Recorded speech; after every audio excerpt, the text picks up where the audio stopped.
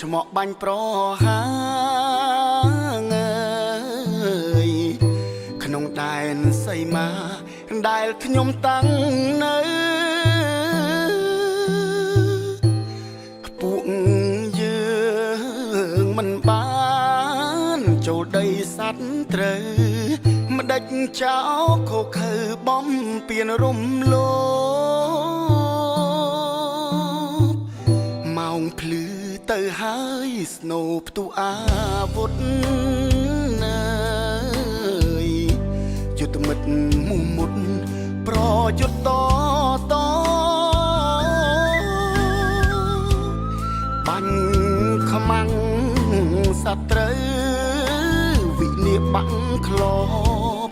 ប្រឆាំងចោលមកពួកមិត្តអាប់បលាក់ឈាមខ្ញុំជាខ្មែរខ្ញុំថែដីខ្ញុំហេតុអ្វីបនលំជារបងអ្នកមិនតែប៉ុណ្ណោះលួចបាញ់ពួនស្ទាក់រូបខ្ញុំបានស្ម័គ្រពាក់លីជីវិតទឹកចិត្តកងទ័ពបដិញ្ញាការពីព្រំដែនសីមាគង់វង្សស្ថេរស្ថិតត្រៀមខ្លួនជាស្រេច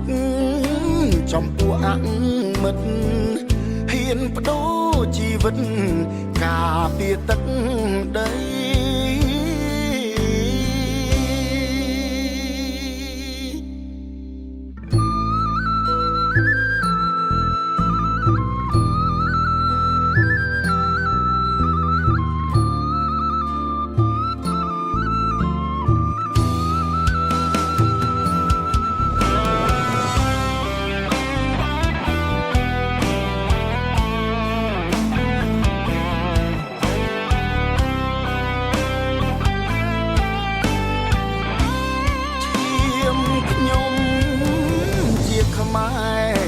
ខ្ញុំថែ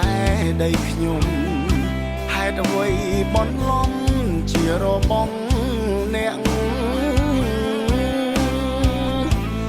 មិនតែប៉ុណ្ណោះលួចបាញ់ពួនស្ទាក់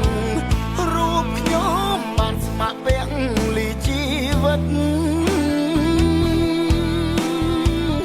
ទឹកចិត្តកងទ័ពបដិញ្ញាការពីព្រំដែនសីមាគង់វង្សស្ថេរស្ថិត